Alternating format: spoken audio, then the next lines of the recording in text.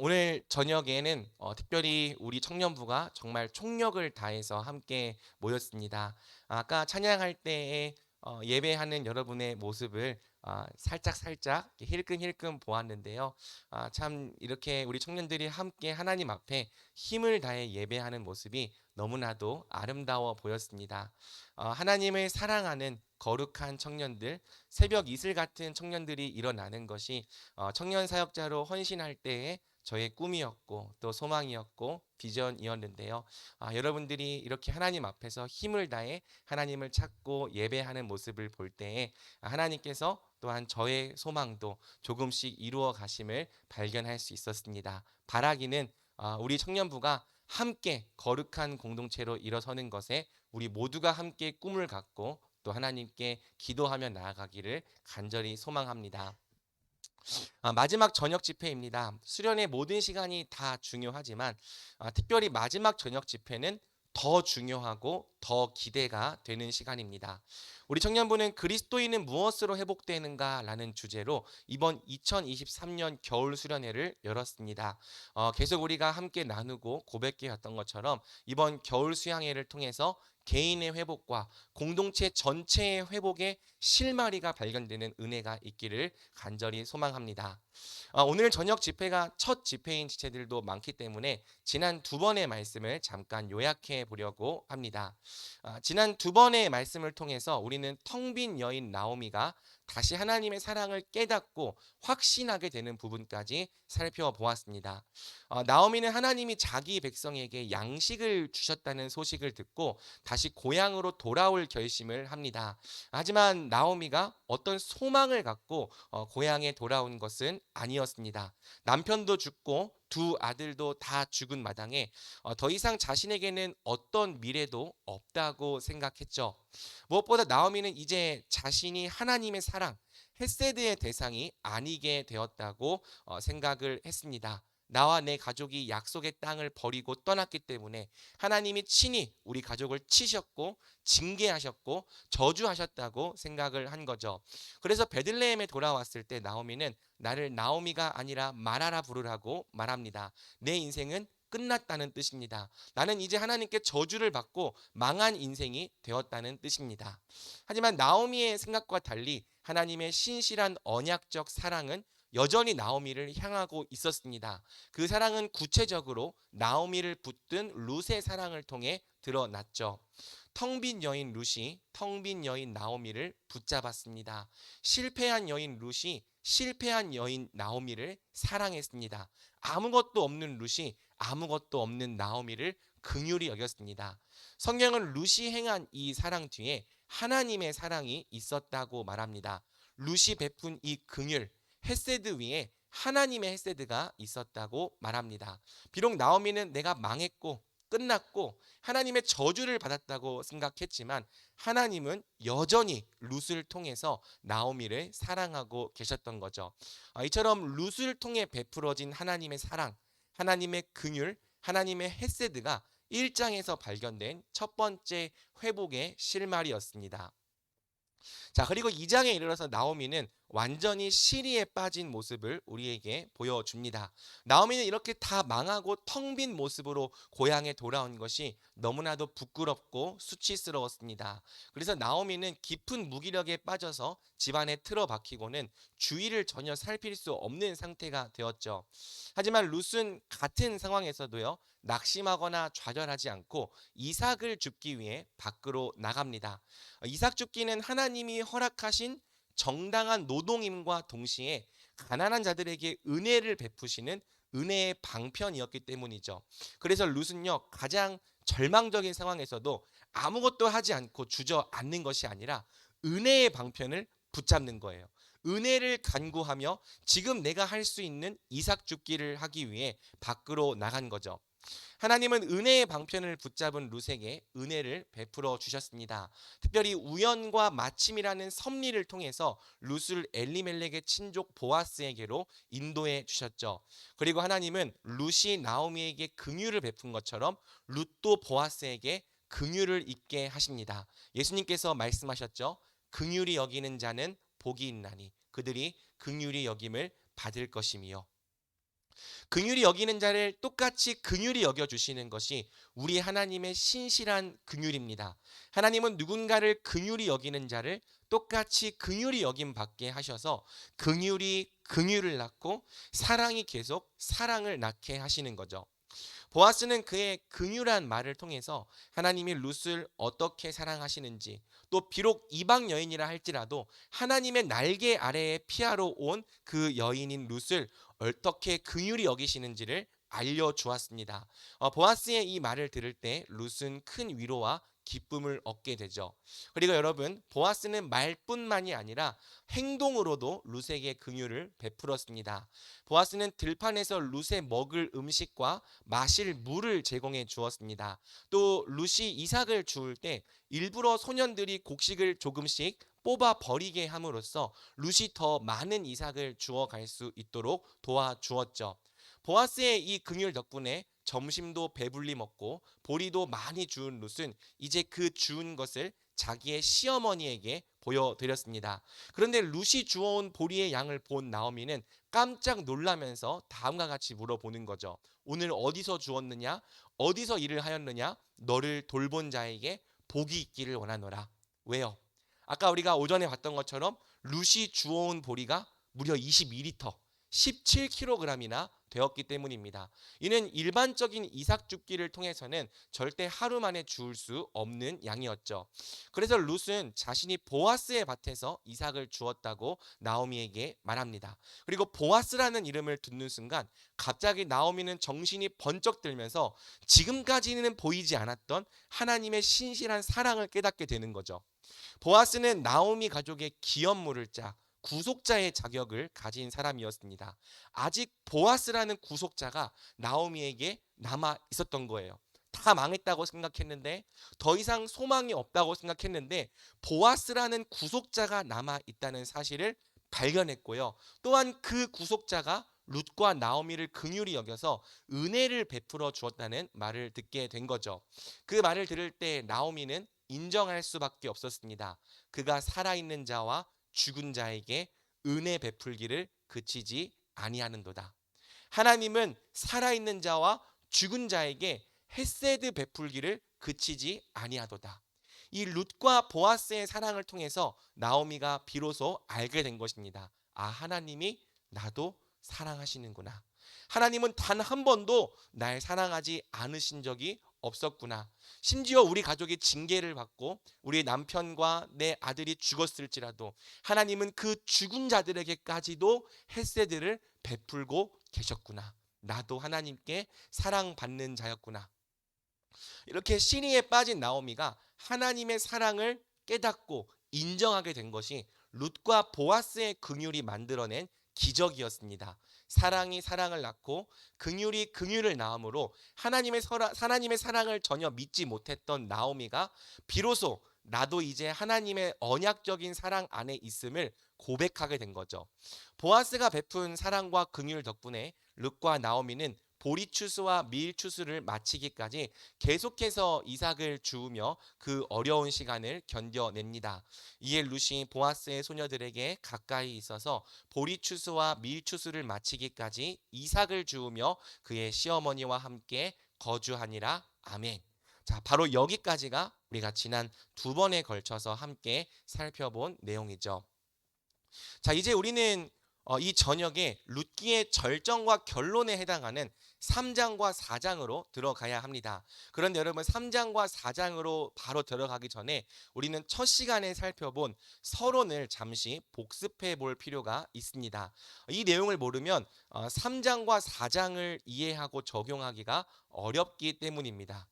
기억하는 사람도 있겠지만 룻기는 헤세드와 고엘이라는 이 별개의 두 주제가 함께 하나로 만나는 책이라고 했습니다.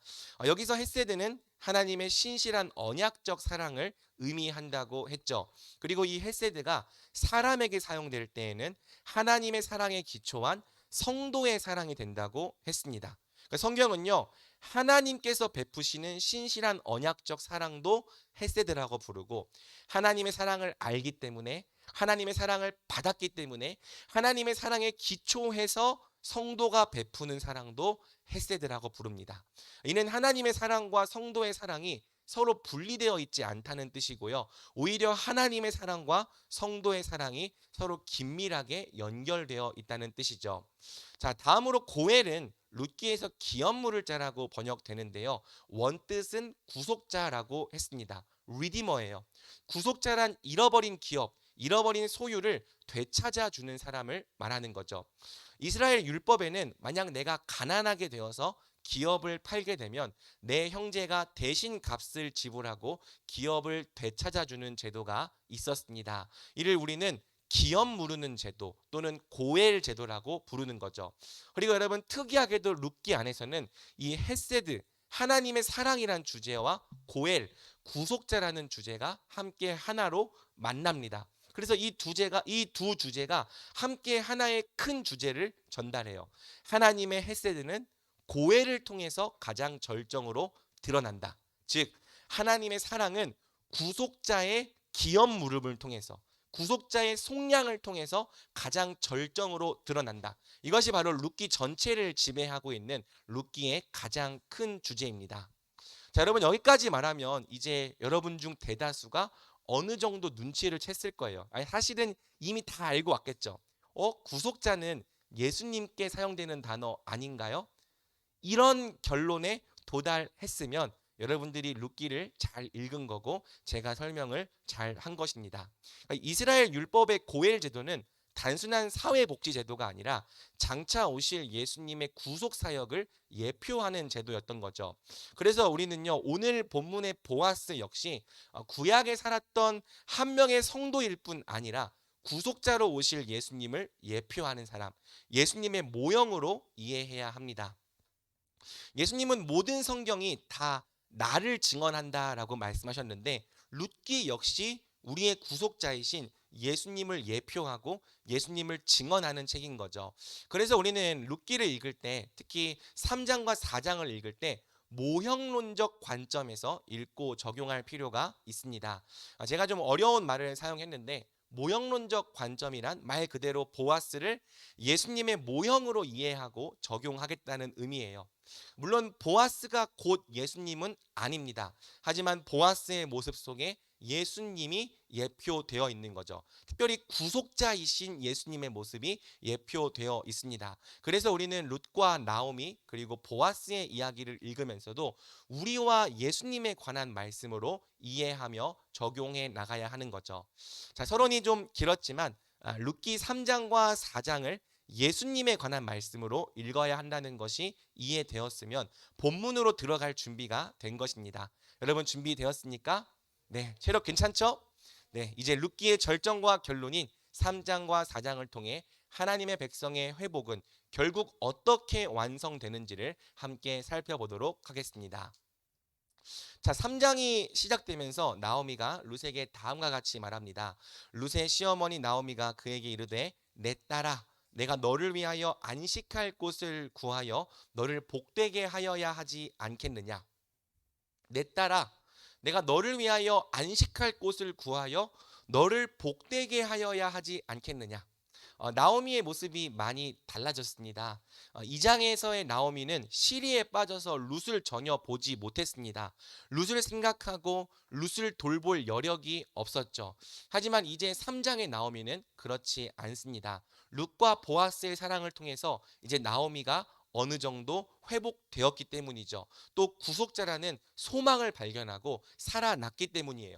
기력이 회복되고 영혼이 살아나자 이제 나오미의 눈에는 전에 보이지 않던 누가 보입니까? 룻이 보이기 시작합니다. 나를 사랑해서 나를 위해서 이곳 유다 베들레헴까지 따라와 준 이 귀한 며느리의 인생이 보이기 시작하는 거죠.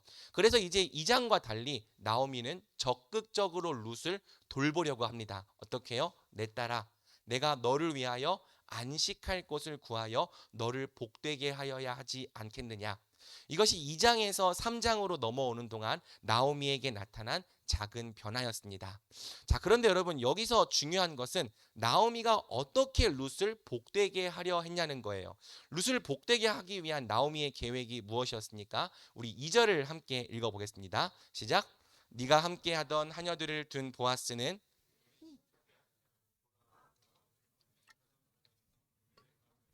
네, 나오미는요, 룻이 복된 삶을 얻기 위해서 보아스가 중요하다고 말합니다. 여기서 나오미는 보아스가 우리의 친족이 아니냐라고 말하는데, 이는 계속 강조하지만 보아스에게 고엘의 자격이 있다, 구속자의 자격이 있다는 것을 강조하는 거죠. 이스라엘 구속자에게는 단지 재산에 대한 책임만 있는 게 아니었습니다. 여러분 오늘 GBS 때 보았겠지만 이스라엘 율법에는 형사 취수제 또는 계대 결혼이라는 제도도 있었습니다. 신명기 25장 5절에서 6절은 이 제도를 다음과 같이 설명합니다. 형제들이 함께 사는데 그중 하나가 죽고 아들이 없거든 그 죽은 자의 아내는 나왔나요? 잠시만요. 어, 보면 안 되는 거 봤네. 나와라. 없군요. 제가 그냥 읽겠습니다.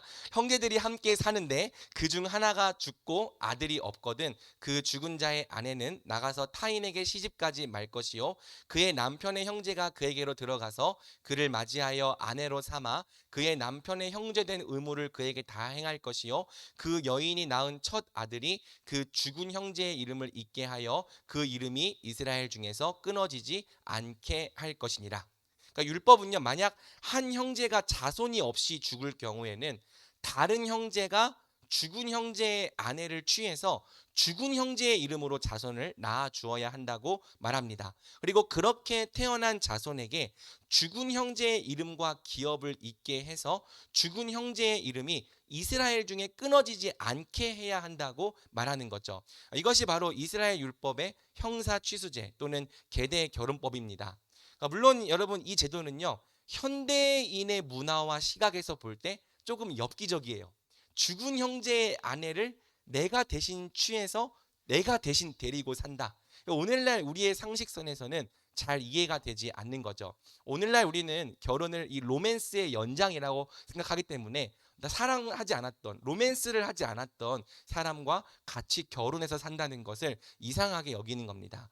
하지만 여러분, 당시 사람들에게 결혼은요, 단순한 로맨스의 문제가 아니라 생존의 문제였어요. 특히 여성들에게는 더더욱 그랬습니다. 만약 어떤 여인이 과부가 되었는데 대를 이을 자식마저 없다면 그 여인은 평생 과부로 살면서 빈민의 삶을 벗어날 수가 없었던 거죠. 그래서 이스라엘 율법은 이런 사회 연약 계층을 보호하기 위해서 일종의 생존 보장 제도로서 계대 결혼법을 명시한 것입니다. 이를 통해 죽은 형제의 이름과 기업도 후대로 이어지게 한 것이죠. 오늘날처럼 여성의 인권이 신장되지 않고 복지 제도가 미비했던 고대 사회에서 계대 결혼은 일종의 생명줄과도 같은 법이었습니다. 그러니 우리는 계대 결혼을 엽기적인 문화라고 생각하는 것이 아니라 내 형제를 사랑하는 헤세드 사랑의 실천으로 이해해야 하는 거죠. 자, 아무튼 보아스가 우리의 친족이 아니냐 말한 것은 보아스에게 룻의 남편이 될 책임과 자격이 있다는 의미입니다. 그래서 나오미는요, 네가 복된 삶을 누리기 위해서는 반드시 보아스를 너의 남편으로 얻어야 한다고 말한 것이죠. 즉 보아스를 너의 남편으로 얻지 않으면 내 인생의 진정한 회복이 있을 수 없다고 말한 것입니다. 분명 룻과 나오미는 보아스가 베풀어준 긍휼로 먹고 사는 문제를 어느 정도 해결했어요. 먹고 사는 데에는 지장이 없었습니다. 하지만 여러분, 먹고 사는 데에 지장이 없다고 해서 그것이 곧 진정한 회복은 아니죠. 그러니까 룻과 나오미가 진정으로 회복되려면 먹고 사는 문제가 해결되는 것으로 끝이 아니라 앞으로 두 사람에게 새로운 미래와 소망이 있어야 했던 거예요. 그래서 나오미는 말하는 거죠. 너는 보아스가 주는 약간의 곡식에 만족해서는 안 된다. 내 인생이 정말 복된 삶이 되려면 너는 보아스가 주는 곡식이 아니라 보아스를 얻어야 된다. 보아스가 주는 부스러기에 만족하지 말고 보아스 자체를 내 남편으로 얻을 때 내 인생이 회복될 수 있다. 이렇게 나오미는요, 보아스가 주는 곡식이 아니라 보아스를 얻어야 한다고 룻에게 말한 것입니다. 사랑하는 여러분, 나오미의 이 말은 룻과 나오미뿐 아니라 우리 인생의 회복에 있어서도 매우 중요한 원리를 가르쳐 줍니다. 우리 인생의 회복도요, 예수님이 주시는 부스러기가 아니라 예수님을 얻을 때 이루어지기 때문이죠. 예수님을 원하는가? 아니면 예수님이 주시는 부스러기를 원하는가? 이 두 개는요, 거의 차이가 없는 것처럼 보여도 사실은 굉장한 차이를 갖고 있습니다. 예수님을 원하는 사람도 또 예수님이 주시는 부스러기를 원하는 사람도 모두 한 자리에 모여 있지만 사실상 전혀 다른 것을 바라고 있기 때문이죠. 예수님께서 말씀하셨습니다. 예수께서 대답하여 이르시되 내가 진실로 진실로 너희에게 이르노니 너희가 나를 찾는 것은 표적을 본 까닭이 아니요 떡을 먹고 배부른 까닭이로다. 예수님을 따르는 사람 중에는요, 정말 예수님을 원해서 예수님을 사모해서 예수님을 얻기 위해서 따르는 사람도 있었습니다. 하지만 그 중에는요, 예수님보다 예수님이 주실 떡을 더 기대하며 따르는 사람도 많았습니다. 모두 다 예수님을 따른다고 모였지만 어떤 사람들은 예수님 자체를 소망하고 있다면 어떤 사람들은 예수님이 주실 부스러기를 바라보고 있는 거죠. 이 둘은 사실상 전혀 다른 것을 바라고 있는 것입니다. 그래서 결국 우리 인생 가운데 너무나도 다른 결과를 만들어 내는 거죠. 사랑하는 여러분, 사실 우리는 교회를 다니면서 굳이 예수님을 얻지 않아도 예수님 곁에서 떨어지는 부스러기로 배를 채울 수 있습니다. 왜? 교회 안에는 단지 여러분이 교회 안에 속해 있다는 이유만으로 여러분을 사랑하고 섬겨주는 지체들이 많기 때문이죠. 그래서 우리는 딱히 교회 안에 있으면서 예수님 자체를 얻진 못하더라도 얼마든지 지체들 곁에서 떨어지는 사랑의 부스러기로 만족할 수 있다는 거예요. 여러분, 이것은 어쩌면 교회에 처음 나온 사람들에게 매우 당연하고 자연스러운 모습일 수 있습니다. 교회에 처음 나온 사람들이 어떻게 처음부터 예수님을 알고 교회에 나오겠습니까? 사실은 예수님보다 여기에 있는 사람들이 좋아서 나오는 거죠. 예수님이 누군지 몰라요. 사실은 그렇게 관심도 별로 없습니다. 하지만 예수님을 따르는 사람들이 모여 있는 이 공동체는 좋은 거죠. 여기 있는 사람들은 날 보면 늘 반갑게 인사해 줍니다. 내 얘기도 엄청 잘 들어주고요. 심지어 반응도 잘해 줍니다. 내가 뭐라도 좀 재밌는 말 하면 세상 사람들은 이러는데 여기는 되게 작은 거 하나에도 크게 웃어줍니다. 여러분들이 저의 개그에 웃어주잖아요. 이런 참 좋은 공동체인 거죠. 뭐 하나라도 힘들었다고 하면은 작고 사소한 일 하나에도 깊이 공감해주고 위로해주는 공동체인 거예요. 한동안 바빠서 못 나왔다가 오랜만에 나와도 뭐라고 하는 사람이 하나도 없습니다. 오히려 매우 반갑게 맞이해줘요. 오랜만에 왔네, 잘 왔네. 생일이라고 선물 챙겨주고 모임 나왔다고 밥 사주고. 그러니까 아무튼 교회는요, 서로에게 값없이 은혜를 베푸는 굉장히 이상한 공동체인 거예요. 세상이 아무리 교회를 욕하고 또 기독교가 타락했다고 지적할지라도 여전히 교회 안에는 하나님의 사랑의 기초에서 서로에게 값없이 은혜를 베푸는 사람들이 굉장히 많은 거죠. 이렇게 교회 안에는 여전히 사랑의 부스러기가 가득하다는 것이 오늘날에도 여전히 교회를 매력적이게 하는 것입니다. 사실은 저도 그런 식으로 신앙생활을 시작했습니다. 저는 고등학교 1학년 때부터 교회를 다녔는데요. 교회에 나가게 된 계기가 조금 이상해요. 제가 미션 스쿨에 다니게 되었어요. 그리고 특별 활동을 정해야 되는데 이 특별 활동을 정할 때 사실은 영화 감상부에 들어가고 싶었거든요. 그런데 거기서 잘린 거예요. 그래서 맨 마지막 또 못 들어가다가 어디에 들어갔냐면 기도학생부에 들어갔어요. 기도학생부에 들어가면 아무것도 안 시키고 공부만 할 수 있대요. 그래서 기도학생부 들어갔습니다. 그런데 거기에는 학교 목사님, 교목이 계셨어요. 목사님이 다 한 명 한 명씩 너는 어디 교회 다녀? 너는 어디 교회 다녀? 물어보는데 제 차례가 다가올 때 아씨 나 교회 안 다니는데 안 다닌다고 말하기가 부끄러운 거예요. 그래서 집 앞에 있는 교회 이름을 얘기했습니다. 금천소망교회 다녀요. 이렇게 얘기를 했어요. 그리고 말했으니까 안 다니기가 부끄럽잖아요. 그래서 그 주부터 교회를 나가기 시작했습니다. 그렇게 예수님 믿었어요. 근데 제가 교회를 갔는데요. 여기 교회의 누나들은 동생들한테 관심이 많은 거예요. 제가 이제 교회를 가면요, 어머 호경이 왔어 이러면서 인사해주는 누나들이 있는 거죠. 그래서 제가 누나들이 좋아서 교회에 갔습니다. 자, 여러분 왔잖아요. 저만 그런 거 아니잖아요. 기도하면 기도 잘했다고 칭찬해주고, 어머 호경이는 너무 기도도 잘하네.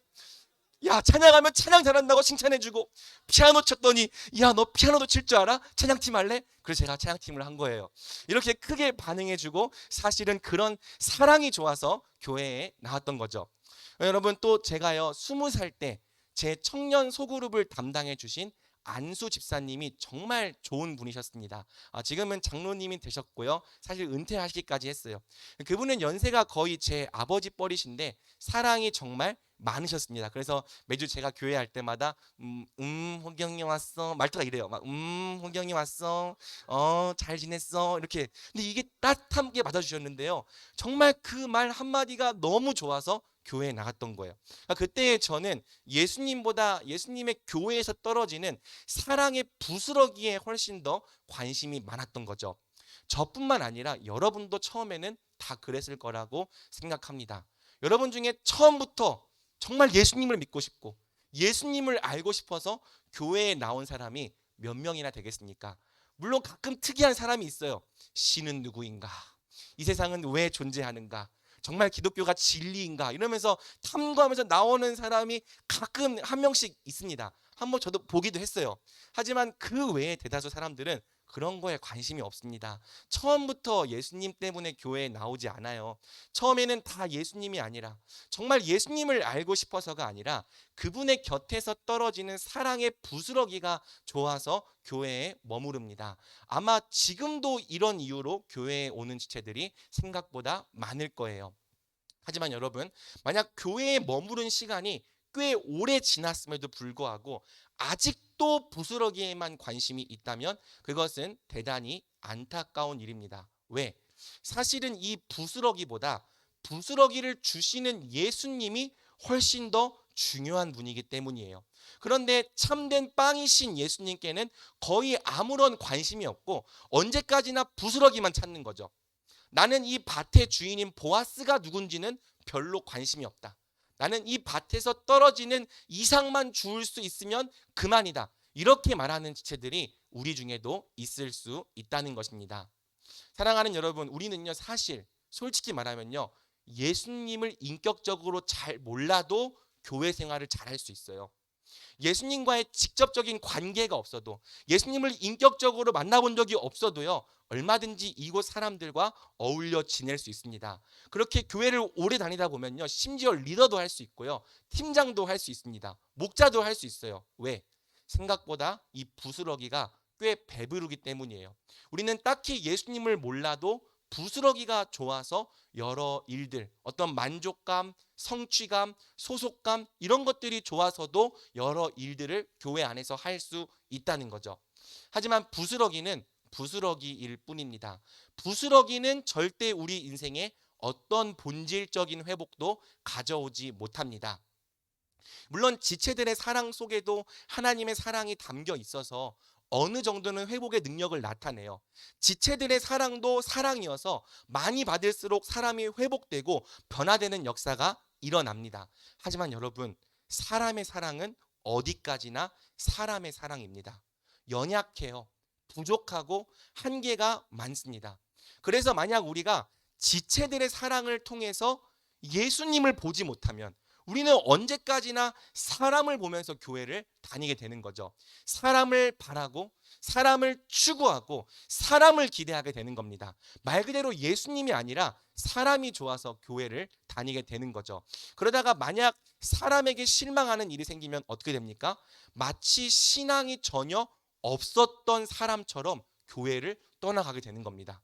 여러분, 신앙이 예수님과의 관계라면 혹 어떤 사람들과의 상처 때문에 그 교회를 떠날지라도 예수님과의 관계는 남아 있어야 되잖아요. 그런데 이상하게도 사람 때문에 상처받고 사람 때문에 그 교회를 떠나게 되면 혹은 어떤 이유 때문에 공동체를 떠나가게 되면 마치 예수님을 한 번도 만난 적이 없었던 사람인 것처럼 돌아가는 경우가 있더라는 거죠. 제가 군대에 있을 때 한 장교가 이제 소위로 임관해서 왔는데요. 그래서 제가 병장이었거든요. 소위 그 막 임관해서 온 소위 죄송합니다. 아무튼 그런 소위 별로 저보다 나이도 어렸어요. 제가 나이도 많이 먹고 가가지고 근데 제가 이제 여기에 대대 군종만 딱 써 있으니까 거기 가가지고 나도 CCC 했는데 나 정말 재밌게 생구단체 했었어. 실명 걸려 죄송합니다. CCC는 좋은 단체예요. 선교단체 했는데 나도 선교단체 정말 열심히 하고 좋은 시간 보냈어. 그래서 지금도 교회 다니세요? 나 지금은 교회 안 다녀. 그러시는 거예요. 그럼 왜 하셨어요? 했더니 그냥 거기서 그냥 사람들이랑 같이 이것도 하고 저것도 하는 게 좋았어. 그러니까 여러분, 선교단체는 게 나쁘다는 게 아니라 선교단체를 했으면 거기서 뭘 남겨와야 됩니까? 예수님과의 관계를 남겨왔어야 되는데 그냥 그 사람들과의 관계가 좋아서 거기 있었던 거예요. 그리고 그 공동체를 벗어나니까 마치 예수님을 전혀 모르는 사람인 것처럼, 예수님과 상관없는 사람인 것처럼 돌아가더라는 거죠. 우리의 관심이 예수님이 아니라 사람에게 가 있는 이상, 부스러기에 가 있는 이상 우리 인생에는요, 더 이상 그 이상 어떤 회복과 구원도 일어날 수가 없는 겁니다.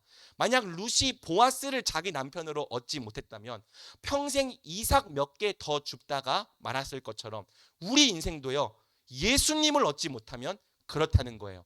교회를 아무리 오래 다녔어도 예수님을 모르고 사실은 예수님을 믿지 않고 예수님과 연합되지 않았다면 우린 진짜 회복과 구원의 은혜를 조금도 경험해 보지 못할 수 있다는 거죠. 그러니 사랑하는 여러분, 지금 여러분이 무엇을 보면서 교회에 나오고 있는지 스스로의 동기를 되돌아보십시오. 여러분은 예수님이 좋은 겁니까? 아니면 그분의 교회에서 떨어지는 부스러기가 좋은 겁니까? 여러분은 예수님을 바라는 겁니까? 아니면 여기에 있는 사람들을 바라는 것입니까? 여러분은 정말 어디에 만족하고 있는 것입니까? 지금 여러분이 정말 원하고 바라는 분이 예수님이 아니라면 우리 솔직해지자고요. 정말 내가 바라고 원하는 분이 예수님이 아니라면 어쩌면 우리는 지금까지 부스러기만 먹고 있었던 사람일지도 모릅니다. 그분의 밭에는 늘 찾아왔지만 단 한 번도 그 밭의 주인에게는 시선이 가 본 적이 없었던 사람일지도 모릅니다. 그저 그분을 멀리서만 바라봤고 그 밭에서 떨어지는 부스러기만 주워 먹었고 그분을 섬기는 하녀들과 소년들과 같이 있었을 뿐이지 그 밭의 주인과는 실제로 어떤 관계도 없는 사람일 수도 있다는 거죠. 그러므로 여러분의 믿음을 정말 정직하게 점검해 보십시오. 여러분이 정말 예수님과 관계 맺고 있는 사람인지를 스스로 되돌아 보십시오. 만약 지금까지 교회를 그렇게 오래 다녔으면서도 내가 예수님을 구한 것이 아니었다면 이제부터라도 밭의 부스러기가 아니라 밭의 주인인 예수님을 바라보기로 결단합시다. 우리 인생의 참된 회복은 반드시 예수님 자체를 얻는 것에서 올 것이기 때문입니다. 이제 우리는 부스러기로 만족했던 지난 날들에서 더 나아가 예수님 자체를 우리의 남편으로 얻기 위해 믿음의 결단을 해야만 하는 거죠. 자, 이제 2절 하반절부터 보아스를 룻의 남편으로 얻기 위한 나오미의 계획이 설명됩니다. 그런데 여러분, 이 계획이 상당히 파격적이에요. 한번 같이 볼까요? 먼저 2절에서 나오미는 보아스가 오늘 밤에 타작마당에서 보리를 까불 것이라고 말합니다. 이스라엘에는 추수한 보리를 함께 타작하며 함께 기뻐하고 축하하는 풍습이 있었는데요. 오늘이 바로 그날이라는 거죠. 그 나오미는 룻에게 바로 이때를 노리라는 거예요. 왜? 이때는 보아스가 기분이 좋거든요. 기분이 가장 좋고 흡족할 때이기 때문입니다. 여러분, 기분 좋으면 우리가 뭐 이렇게 부탁할 때 다 들어주잖아요. 여러분들 뭐 부모님께 말할 거 있으면 부모님 기분 좋을 때 가서 말하지 기분 나쁠 때 가서 말하지 않잖아요. 그러니까 지금 가장 기분 좋을 때는요, 무엇이든지 다 흔쾌히 들어줄 것 같은 그런 기분이 들 거라는 건 말이죠. 나오미는요, 어떻게 하라고 말합니까? 룻에게 목욕하고 기름을 바르고 의복을 입으라고 말합니다. 목욕, 깨끗이 씻으라는 거예요. 기름, 달달하고 좋은 향이 나는 향유를 바르라는 거죠. 의복, 네가 가진 옷 중에 가장 좋은 옷, 전투복을 입으라는 거죠. 가장 좋은 옷을 입고 예쁘게 단장하라는 것입니다. 그러니까 평소에 이삭을 줍던 그런 노동자의 모습이 아니라 깨끗하고 좋은 향내를 풍기고 아주 예쁘게 단장된 여자의 모습을 보이기 위해 준비하라는 거죠. 그러니까 우리가 평소에 이렇게 그냥 평소에 모습 보다가 어느 날 갑자기 이 친구가 예쁘게 단장하고 오면은 뭐 눈이 가잖아요. 그 수법을 사용하라는 거예요. 노동자의 모습이 아니라 여자의 모습으로, 예쁜 여자의 모습으로 준비해라. 그리고 자매들은 이게 무슨 말인지 아주 잘 이해가 될 것입니다. 왜? 자매들은 잘 보여야 될 사람이 있을 때랑 잘 보여야 될 사람이 없을 때랑 이 단장하는 레벨이 완전히 다르기 때문이죠. 그래서 여러분, 우리 형제들이 만약에 자매들이 나를 만나러 올 때 아주 편안하게 추리닝 바지를 입고 나온다. 그러면 가족이라고 생각한다고 그렇게 이해하면 되는 겁니다. 너랑 잘 될 생각 1도 없다. 그냥 이렇게 생각하면 되는 거예요. 막 내 개그에 웃어준다고, 내가 카톡 보내 답장해준다고 나 좋아하는 건가? 그렇게 오해하면 안 된다는 거죠. 여러분, 아무튼 자매들은요 진짜 얻어야 될 때는 준비한다는 거죠. 그래서 아무튼 이 나오미는요 룻이 최고로 예쁘고 아름다운 모습을 보일 수 있도록 철저히 준비시켰습니다. 그러면서 특명을 내립니다. 보아스가 먹고 마시기를 다 하기까지는 그에게 그 모습을 보이지 말고 숨어 있어라. 그러니까 결전의 타이밍에 최고의 한 방을 먹일 수 있는 비장의 카드를 꺼낼 수 있도록 그 전까지는 철저히 숨어 있으라는 겁니다. 그러니까 여러분, 딱 타장마당 잔치하고 있는데 나타나가지고 막 돌아다니면서 안녕하세요 안녕하세요 그러면은 예쁘게 입고 왔네 그렇게 하다가 말 거잖아요. 그래서 그런 모습 보여주지 말고 숨어 있다가 딱 결전의 순간에 한 방을 먹일 수 있게 하라는 거죠. 자, 보아스는 아마 오늘 마을 사람들과 함께 밤늦게까지 잔치를 즐길 것입니다. 그리고 당시 사람들에게는요 보리타작을 한 뒤에 자기의 곡식단을 지키기 위해 쌓아놓은 곡식단 곁에서 자는 풍습이 있었습니다. 그 나오미는 잔치가 어느 정도 정리되고 보아스가 자러 갈 때 그가 어디에 눕는지 그 위치를 잘 봐두라는 거예요. 그리고 이제 이 부분이 바로 킬 포인트인데요. 우리 4절을 함께 읽어보겠습니다. 시작. 그가 누울 때에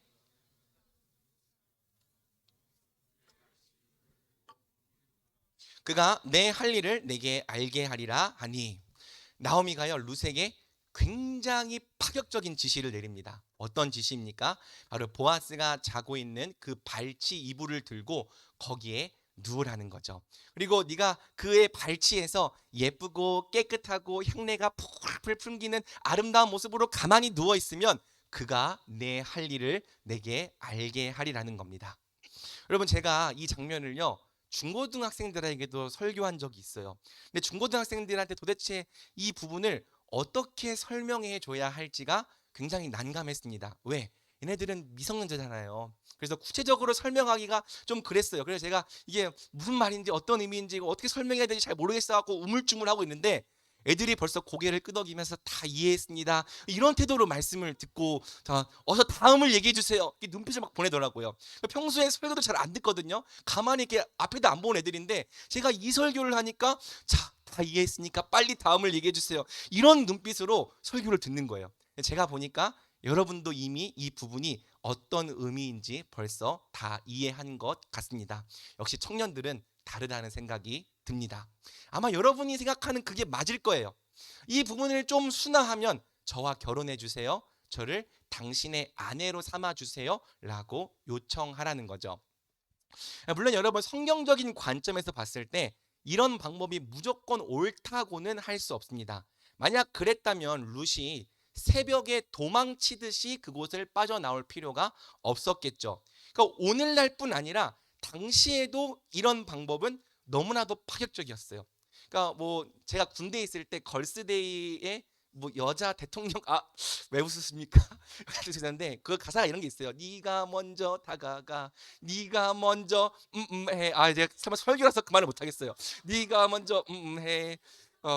근데 그런 노래가 있었어요. 오늘날에는 여자가 먼저 다가가서 이렇게 프로포즈 하는 게 가능하다 그렇게 말했던 건데, 이 당시에 이 고대 시대에 여러분 이때 아직 우리나라 지금 무슨 시대입니까? 고두선 시대. 지금 여기서 여자가 먼저 다가가 저를 아내 삼아 주세요 라고 말하는, 지금 이걸 하라는 거예요, 여러분. 그러니까 이거는요 이 당시에도요 윤리적인 흠이 될 수 있는 굉장히 파격적인 방법인 거죠.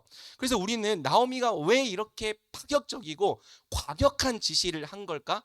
의문이 드는 겁니다. 그냥 낮에 밝을 때 찾아가서 저와 결혼해 주세요, 저의 가족의 구속자가 되어주세요 라고 했어도 보아스라면 오케이 해주지 않았을까 싶기도 한 거죠. 아마 나오미가 이렇게 파격적인 계획을 세운 것은 실패율을 0%로 만들기 위해서였을 거라고 생각합니다. 보아스가 구속자의 책임을 거부할 수도 있기 때문이죠. 계속 강조하지만 성경은요 보아스가 엘리멜렉의 형제가 아니라 친족이었다고 말해요. 그러니까 구속자의 책임을 거부할 수도 있는 사람이었다는 거죠. 또 룻과 나오미의 구속자가 된다는 것은 사실 보아스에게 아무 이득이 없습니다. 보아스의 재산에 엄청난 손해를 주는 일이에요. 보아스의 재산으로 죽은 엘리멜렉의 기업을 다 되찾아줘야 합니다. 그리고 그렇게 찾은 기업은 보아스께 되는 게 아니라 엘리멜렉과 말론과 기럐의 이름으로 세워줘야 되는 거예요. 그러니까 즉 내 돈 써서 남 줘야 하는 일이라는 거죠. 그러니까 구속자가 되는 것이 보아스에게 득될 부분이 하나도 없는 겁니다. 그러니까 쉽게 말해 나의 손해 보라고 엄청나게 어려운 부탁을 해야 하는 거죠. 그래서 나오미는 실패율을 0%로 만들기 위해서 보아스가 기분이 가장 좋을 때, 가장 흡족할 때, 가장 최선의 준비를 갖춰서 그를 붙잡으라고 지시한 겁니다. 여러분, 이 장면에서 우리가 대체 뭘 배울 수 있을까? 의아한 지체들도 있겠지만 이 장면 역시 모형론적인 해석을 거치면 우리에게 매우 중요한 의미가 됩니다. 어떤 의미예요? 바로 우리가 어떤 믿음으로 예수님을 붙잡아야 하는가에 대한 부분이죠. 그 룻과 보아스의 결혼은 정확하게 우리와 예수님의 연합을 예표하는 사건입니다. 그래서 보아스를 붙잡는 룻의 적극적인 움직임 속에서 우리는 예수님과 연합하는 믿음의 본질을 배울 수 있는 거죠. 아까 여러분들이 GBS를 하면서 어떤 행동이 자꾸 강조가 된다라고 발견을 했잖아요. 예수님과 적극적으로 연합하는 믿음의 본질을 바로 이 장면에서 배울 수 있습니다. 믿음의 본질이 무엇입니까? 믿음은 예수님과 연합하는 동작이에요. 그 대상이 예수님일 때, 그리고 그 내용이 예수님과 연합하는 동작일 때 우리는 그것을 믿음이라고 부르는 거죠. 여기서 중요한 것은 믿음이 생각이 아니라 동작이라는 점입니다. 그러니까 믿음은 단지 머릿속으로 내가 믿는다, 동의하는 그 정도가 아니라는 거예요. 믿음은요, 동작을 수반합니다. 예수님과 연합하기 위해서 적극적으로 행동하고 움직이는 동작을 수반하는 거죠. 힘써 예수님께 나아가고, 힘써 예수님을 붙잡고, 힘써 예수님을 껴안고, 힘써 예수님의 발치 아래로 돌아가서 힘써 예수님께 나와 연합해 주세요, 나와 결혼해 주세요, 동작하는 것이 성경에서 말하는 믿음입니다. 하나님께서 우리에게 요구하시는 믿음은 바로 철저히 예수님을 붙잡는 역동적인 믿음인 거죠. 나오미가 룻에게 지시했던 모든 내용은 다 예수님을 붙잡는 믿음의 구체적인 동작으로 이해할 수 있습니다. 룻이 보아스를 얻으려면 믿음과 용기를 가지고 준비해야 했습니다. 보아스가 있는 곳으로 나아가야 했습니다. 보아스의 발치 이불로 들어가야 했습니다. 그리고 보아스에게 결혼해 주세요, 간청해야 했습니다. 생각만으로는 절대 보아스를 얻을 수 없는 거죠. 여러분, 룻 외에도 성경에서 구원받는 믿음은 다 동작하는 믿음입니다. 모두 예수님께 나아가고 예수님을 붙잡고 예수님께 간청하는 믿음에서 구원이 임하는 거죠. 목숨을 걸고 예수님께 나아왔던 나병 환자의 믿음, 구원받았습니다. 지붕을 뚫고 침상채로 달려내려왔던 중풍병자의 믿음, 구원받았습니다. 내가 저 옷자락만 만져도 나음을 얻으리라, 예수님의 옷자락을 만졌던 혈루증 여인의 믿음, 구원 받았습니다. 내가 저 나무 위에 올라가서 저분의 얼굴을 보리라, 뽕나무 위로 올라갔던 삭개오, 구원 받았습니다. 이렇게 믿음으로 동작했던 사람들, 역동하는 믿음으로 예수님께 나아가고 예수님께 엎드리고 예수님을 향해 부르짖었던 사람들이 모두 구원 받았다고 성경은 말하는 거죠. 마찬가지예요, 여러분. 성경이 우리에게 요구하는 믿음은 생각을 넘어 움직이는 믿음, 동작하는 믿음입니다. 예수님과 연합하기 위하여 용기를 내고 나아가고 적극적으로 붙잡고 간절히 간청하는 역동적인 믿음입니다. 하나님은 오늘 우리에게 순종의 동작이 있는 역동적인 믿음을 요구하고 계시는 거죠. 그러니 여러분, 예수님을 얻기 원하십니까? 정말 예수님을 만나고 예수님과 연합되기 원하십니까? 예수님 안에 있는 회복을 누리기 원하십니까? 그렇다면 움직이십시오. 동작하십시오. 제발 가만히 있지 말고, 생각에만 머물러 있지 말고 예수님께 적극적으로 나아가십시오. 대체 어떻게 나아가야 합니까? 사람마다 다릅니다. 상황마다 달라요. 제가 답을 정해줄 수 없어요. 하지만 한 가지 확실한 것은 예수님을 붙잡기 위해 적극적으로 움직이는 동작이 반드시 여러분에게 있어야 한다는 거죠.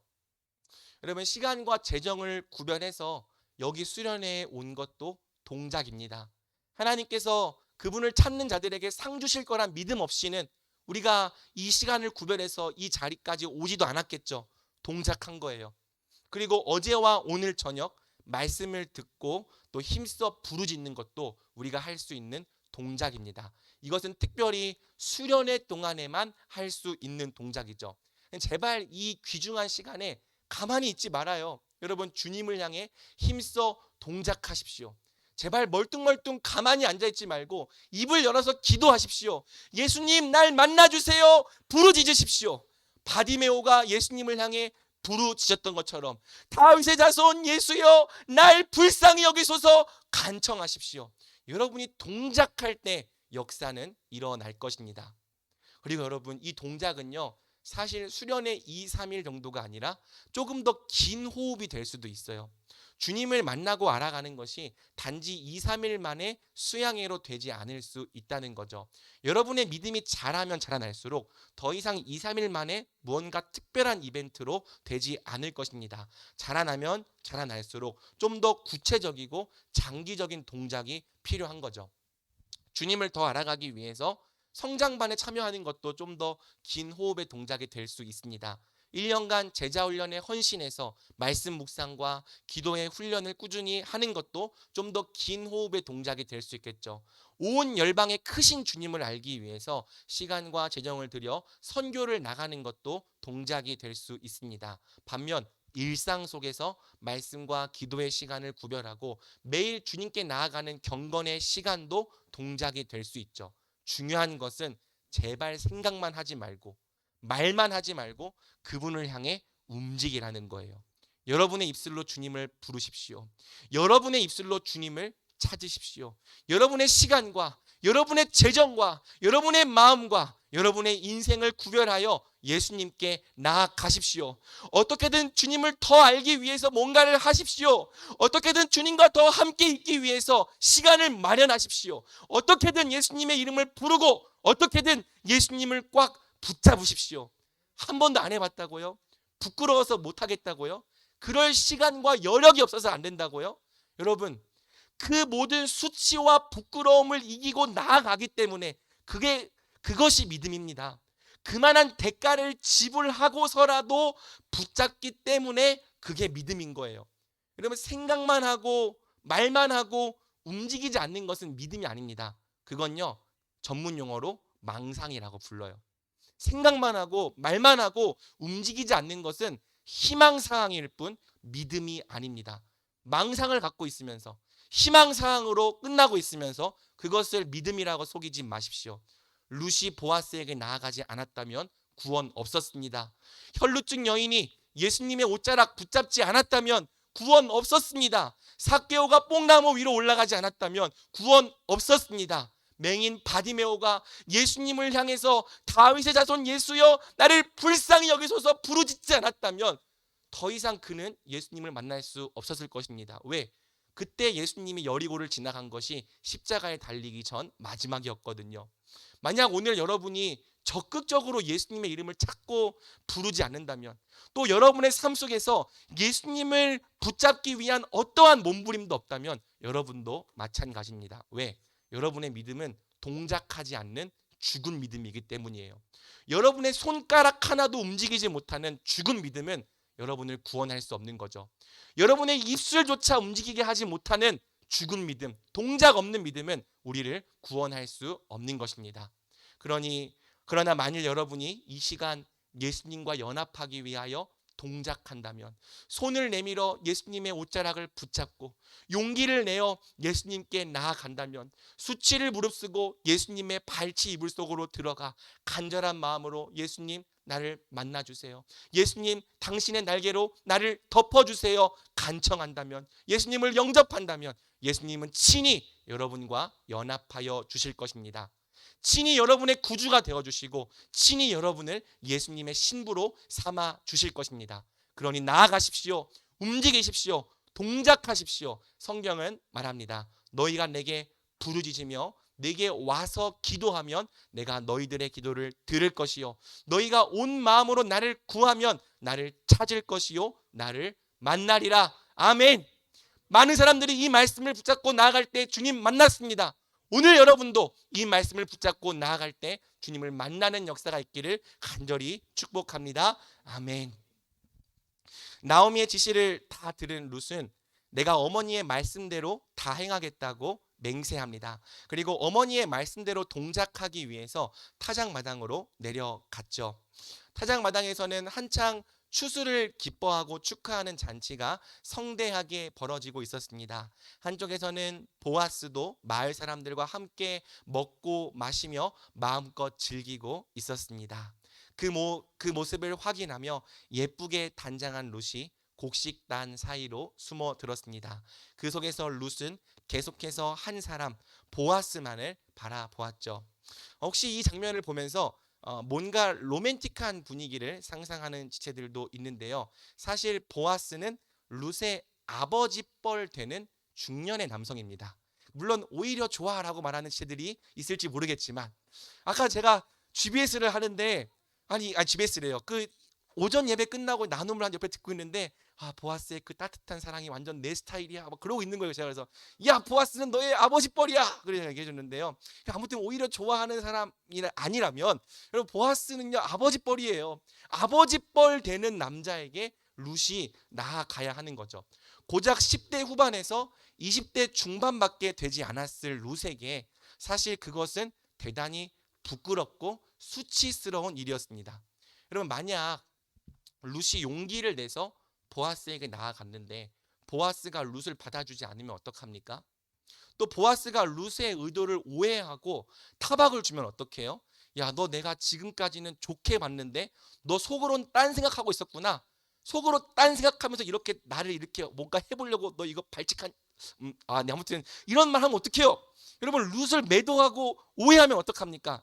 자칫하면 이 일은요 룻의 명예, 평판, 자존심, 존엄 모든 것을 다 한 번에 잃어버릴 수 있는 위험천만한 일인 거죠. 그러니까 쉽게 생각할 일이 아니라는 거예요. 잘 되면 좋지만 실패하면 다 잃어버리는 겁니다. 지금까지 쌓아왔던 이미지, 명예, 평판, 자존심, 존엄 다 잃어버릴 수 있는 위험천만한 일이었고요. 만약 이 일이 실패하면 이제 룻은 보아스의 얼굴을 다시는 볼 수 없게 되는 거예요. 그래서 여러분 룻은요 다가올 시간을 생각하면서 계속해서 마음을 졸이고 있었습니다. 그리고 때가 되었을 때 어떤 말을 해야 할지 계속해서 머릿속으로 생각하고 연습하고 되뇌이고 있었죠. 시간은 계속 흘러갔습니다. 밤은 깊었고 사람들은 차차 하나 둘 자러 들어가기 시작했습니다. 그리고 룻이 붙잡아야 할 그 사람 보아스도 이제 슬슬 자리에서 일어나려 하는 모습이 보였습니다. 룻은 보아스가 어디에 눕는지 놓치지 않기 위해서 오로지 보아스만을 응시했습니다. 그리고 마침내 보아스가 자기 곡식단 범위 끝에 눕는 것을 확인했죠.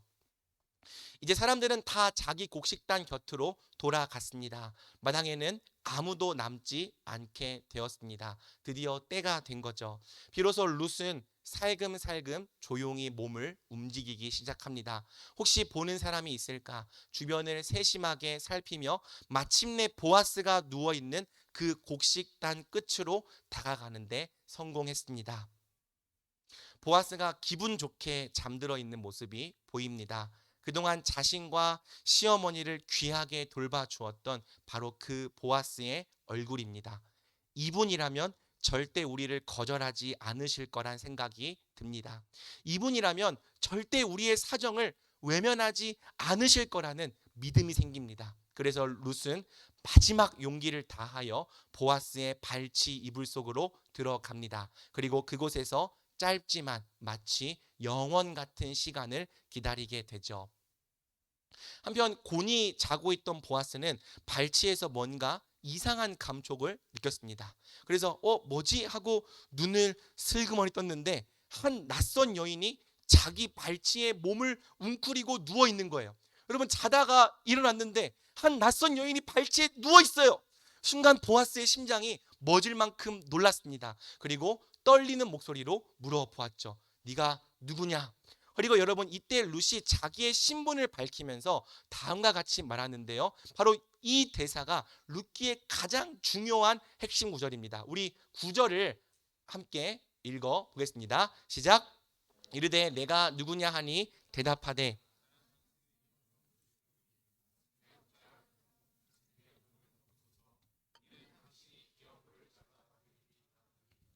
아멘.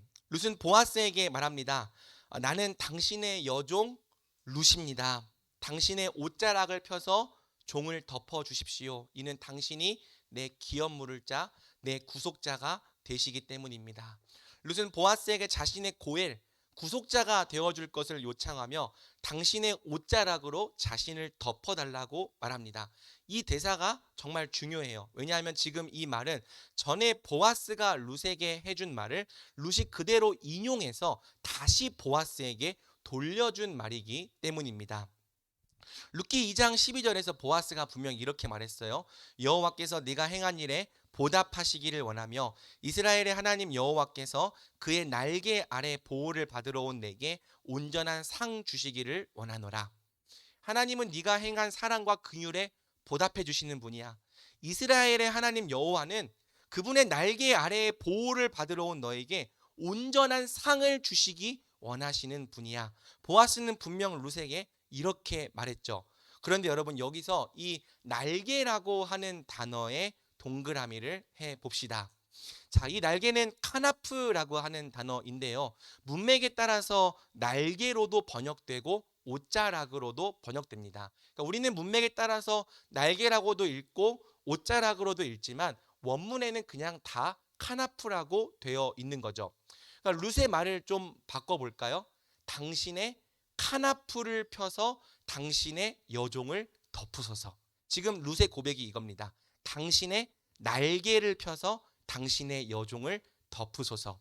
룻은 보아스가 했던 말을 그대로 인용해서 다시 똑같이 보아스에게 돌려준 거죠. 조금 더 이해하기 쉽게 이 부분을 제가 다음과 같이 의역해 보겠습니다. 룻이 말하는 거죠. 하나님은 제가 행한 일에 보답해 주시는 분이라고 했죠. 또 이스라엘의 하나님은 그분의 날개 아래로 피한 제게 온전한 상을 주시는 분이라고 했죠. 제게는 당신이 저의 구속자가 되어 주시는 것이 하나님의 가장 큰 보답입니다. 당신께서 그 날개로 저를 덮어주시고 저와 연합하여 주시는 것이 제게는 가장 온전한 하나님의 상입니다. 그러니 그 날개로 저를 덮어주십시오. 저와 연합해 주십시오. 저의 구속자가 되어 주십시오. 룻은 바로 이런 말로 보아스에게 청혼한 것입니다.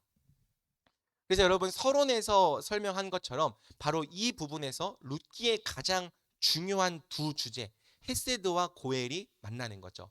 당신이 저의 고엘이 되어 주시는 것이 하나님께서 제게 베푸시는 가장 큰 헤세드입니다. 당신이 저의 구속자가 되어 주시는 것이 하나님께서 제게 주시는 가장 큰 사랑입니다. 하나님께서 주시는 가장 최고의 사랑은 바로 텅 비어버린 룻과 나오미를 위해서 보아스를 구속자로 세워주시는 거예요. 기업 물을 자로 세워주셔서 잃어버린 모든 기업을 되찾아 주시는 거죠. 룻기는 이렇게 룻의 대사를 통해서 하나님의 신실한 언약적 사랑이 그분의 구속자를 통해 절정으로 드러난다는 메시지를 전하는 겁니다. 사랑하는 여러분, 이 진리는요 오늘날 우리에게도 완전히 똑같습니다. 왜? 오늘날에도 하나님의 사랑은 바로 그분의 구속자 예수 그리스도를 통해 가장 절정으로 드러났기 때문이죠. 사랑하는 여러분, 하나님께서 우리를 사랑하시는 가장 최고의 방법이 무엇입니까? 또 하나님께서 우리에게 주신 가장 큰 사랑이 무엇입니까? 성경은 한결같이 증언합니다. 하나님의 가장 큰 사랑은 바로 우리에게 아들을 구속자로 주신 것이다. 하나님이 세상을 이처럼 사랑하사 독생자를 주셨으니 이는 그를 믿는 자마다 멸망하지 않고 영생을 얻게 하려 하심이라. 하나님의 사랑이 우리에게 이렇게 나타난 바 되었으니 하나님이 자기의 독생자를 세상에 보내심은 그로 말미암아 우리를 살리려 하심이라. 아멘. 믿으십니까? 아들을 주신 게 하나님의 가장 큰 헤세드예요. 아들을 주신 것이 하나님의 가장 큰 사랑이고 가장 큰 긍휼입니다. 큰 죄에 빠져서 하나님 나라를 잃어버린 우리에게 가장 큰 사랑은요, 바로 아들을 통해 잃어버린 하나님 나라를 되찾아 주시는 거죠. 아들이 바로 우리의 구속자가 되는 것이 하나님께서 우리에게 베풀어 주신 가장 큰 사랑이라는 거예요. 하나님의 아들이 멸망하여 죽을 수밖에 없는 우리의 구속자가 되셨습니다. 하나님의 아들이 우리가 치러야 할 모든 죄값을 십자가에서 대신 치르시는 구속자가 되셨습니다. 하나님의 아들이 우리가 행해야 될 모든 순종의 의무를 대신 다 하셨습니다. 뿐만 아니라 하나님은 그 아들을 우리의 남편으로 주셨습니다. 누구든지 아들을 믿고 영접하는 자는 아들과 연합되게 하셔서 아들에게 속한 모든 것을 다 우리의 것으로 값없이 누리게 하셨습니다. 아들을 통해서 잃어버린 하나님 나라의 상속자가 되게 하시고 아들을 통해서 잃어버린 하나님 나라의 모든 기업을 다 되찾게 하셨습니다. 그래서 이것이 바로 성경이 말하는 하나님의 가장 큰 사랑인 거예요. 우리는 본래 생명도 없었고 자유도 없었고 하나님도 잃어버렸고 하나님 나라라는 기업도 다 잃어버린 자지만 아들을 통해서, 구속자이신 아들을 통해서 잃어버린 모든 것을 도로 되찾게 되는 거죠. 룻이 보아스를 얻을 때 보아스에게 속한 모든 것으로 룻의 인생이 회복된 것처럼 우리도 예수님을 우리의 구속자로 얻고 예수님과 연합할 때 예수님의 모든 것으로 회복되는 것입니다. 자, 그런데 여러분, 문제가 뭐예요? 놀랍게도 우리는 이 하나님의 가장 큰 사랑에는 별로 관심이 없다는 거예요. 예수님이 하나님의 가장 큰 사랑인데, 예수님 안에 우리 인생이 회복되고 살아날 모든 비밀이 다 들어있는데 도대체 그분을 알려고 하지 않고 도대체 그분을 얻으려 하지 않는 거죠. 대신에 우리는 늘 다른 것들에 관심이 가 있습니다. 그리고 하나님께서 그것들을 나에게 주시냐 주시지 않느냐로 하나님이 날 사랑하느냐 사랑하지 않느냐를 판단하려 하는 거죠. 여러분, 내가 원하는 대학에 붙여주시는 것이 하나님의 사랑입니까? 그럴 수 있습니다. 사랑일 수 있어요. 남들이 받지 못하는 장학금 받게 해주시는 거에 하나님 사랑입니까? 그럴 수 있죠. 사랑입니다.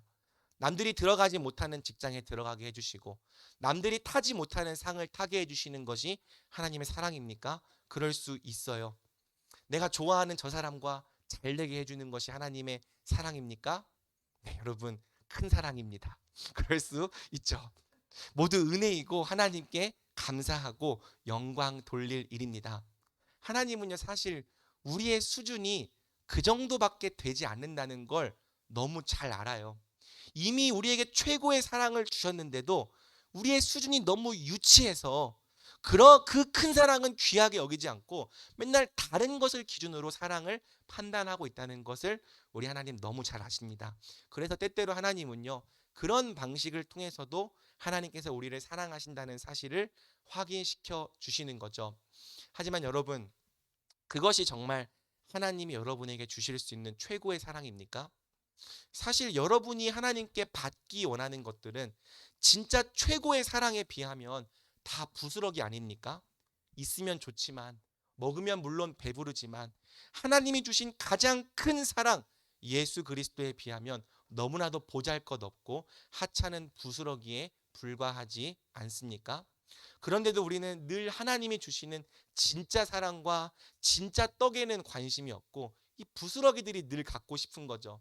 이거 안 주시면 하나님이 나 안 사랑하시는 거 아니냐고 불평합니다. 조금만 어려움이 생겨도 하나님 나한테 왜 그러시냐고 원망하는 거죠. 하지만 사랑하는 여러분, 오늘은 이제 여러분이 이 믿음을 분명히 가지면 좋겠습니다. 하나님이 세상을 이처럼 사랑하사 독생자를 주셨으니 이는 그를 믿는 자마다 멸망하지 않고 영생을 얻게 하려 하심이라. 아멘. 하나님의 사랑은 예수님입니다. 하나님이 여러분에게 주신 가장 큰 사랑은 바로 예수님을 멸망하여 죽을 수밖에 없는 우리의 구속자로 내어 주신 것입니다.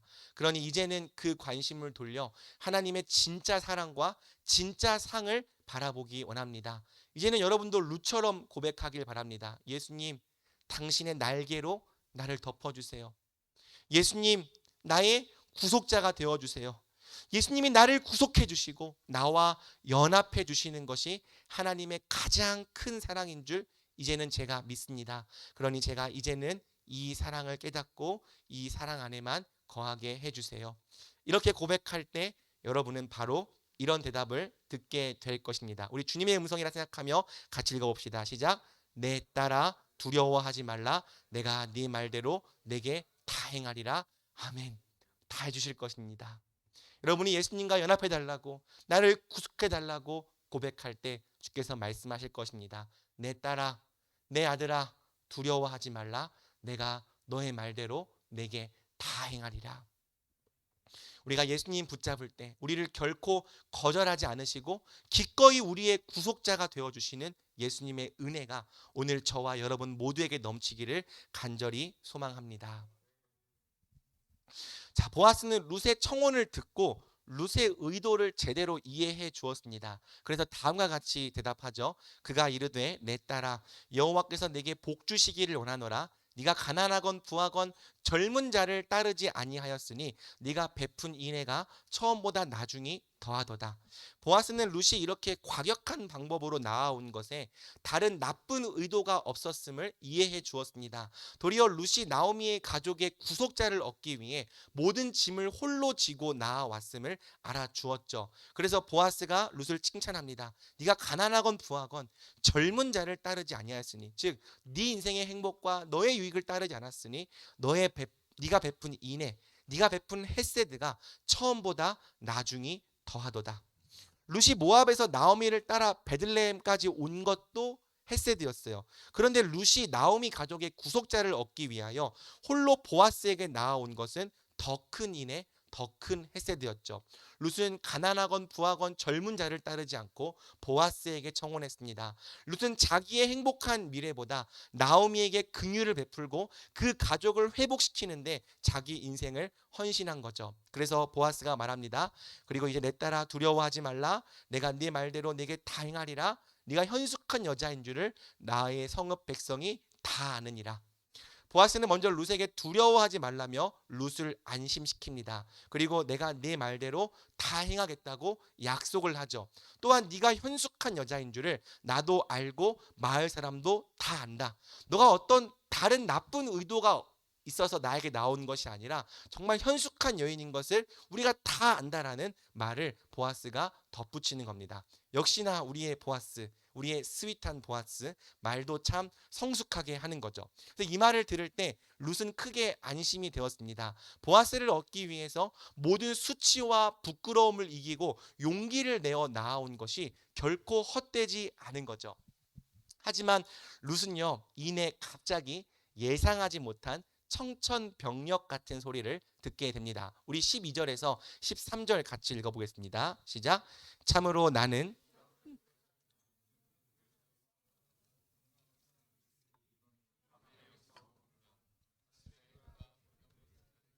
내게 이행하려 하면 좋으니 그가 그 기업 물을 자의 책임을 행할 것이니라. 만일 그가 기업 물을 자의 책임을 내게 이행하기를 기뻐하지 아니하면 여호와께서 살아계심을 두고 맹세하노니 내가 기업 물을 자의 책임을 내게 이행하리라. 아침까지 누워 있을지니라 하는지라. 아멘. 자, 룻은 갑자기 보아스에게 예상치 못한 말을 듣게 됩니다. 이것은 나오미 가족에게 보아스보다 더 가까운 구속자가 있다는 사실이었죠. 그러니까 보아스의 말을 요약하면 나보다 더 먼저 책임 있는 자가 있기 때문에 지금 당장 내가 너를 아내로 삼을 수 없다는 것입니다. 지금 바로 이루어 줄 수 없다. 그러니 좀 더 기다리라는 거죠.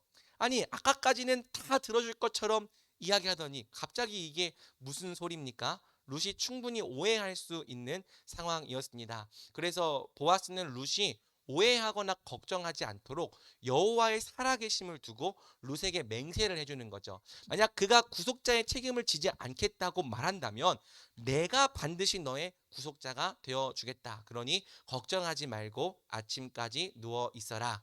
보아스는 이렇게 룻을 안심시키고는 룻이 조금만 더 인내해 주기를 부탁한 것입니다. 아마 보아스도 최대한 룻의 소원을 빨리 이루어 주고 싶었을 거예요. 보아스가 지금 당장 구속자의 책임을 져주지 않는 것은요, 단지 재산이 아까워서가 아니었습니다. 다른 사람에게 책임을 떠넘기고 싶어서가 아니었습니다. 보아스는요, 하나님을 경외하는 사람이었어요. 그래서 하나님의 율법을 함부로 무시하거나 어기려 하지 않았던 거죠. 모든 일을 하나님의 법대로, 하나님의 질서를 따라 행하기 원했습니다. 그래서 보아스는 율법대로 더 먼저 책임을 져야 할 사람에게 책임을 물은 다음에 정당한 절차를 거쳐서 룻의 구속자가 되어 주려 한 거죠. 아무튼 룻은 이런 사정 때문에 지금 당장 이루어지지 않는 구속을 놓고 좀 더 기다리게 됩니다. 룻은 아직도 조금 더 인내해야 했던 거죠. 사랑하는 여러분, 어쩌면 이 부분이 우리에게 힘들고 어려운 부분일 수 있습니다. 우리가 예수님을 믿어도 곧바로 우리 인생이 회복되지 않는다는 것이 우리에게 힘들고 어려운 부분일 수 있는 거죠. 하나님께서 이루시는 구원과 회복이 우리가 보기엔 너무 느리고 더딘 것처럼 느껴지는 거예요. 우리는 지금 당장 하나님이 문제를 해결해 주시기 원해요. 당장 구원해 주시고, 당장 건져 주시고, 당장 회복시켜 주시기 원합니다. 하지만 하나님 뭐라고 말씀하십니까? Wait, 기다리라고 말씀하시는 거예요. 아니, 구원해 주신다면서요. 복음을 믿으면 누구든지 구원을 얻는다면서요. 예수님 믿으면 회복해 주신다면서요. 마치 다 들어주실 것처럼, 예수님 믿으면 사망에서 생명으로 옮길 것처럼, 구원해 주실 것처럼 말씀하시다가 정작 믿음으로 나아갔다니 wait, 조금만 더 기다려라 말씀하시는 것이 우리에게는 사실 어렵고 힘들게 느껴지는 부분일 수 있는 거죠. 제가 너무 많이 간증해서 이제 좀 여러분들한테 덜 이게 좀 식상할 수도 있는데요. 저는 고등학생 때 정말 간절한 마음으로 예수님 믿고 만났거든요. 제가 예수님을 믿게 된 가장 큰 이유 중 하나는 바로 가정 문제 때문이었습니다.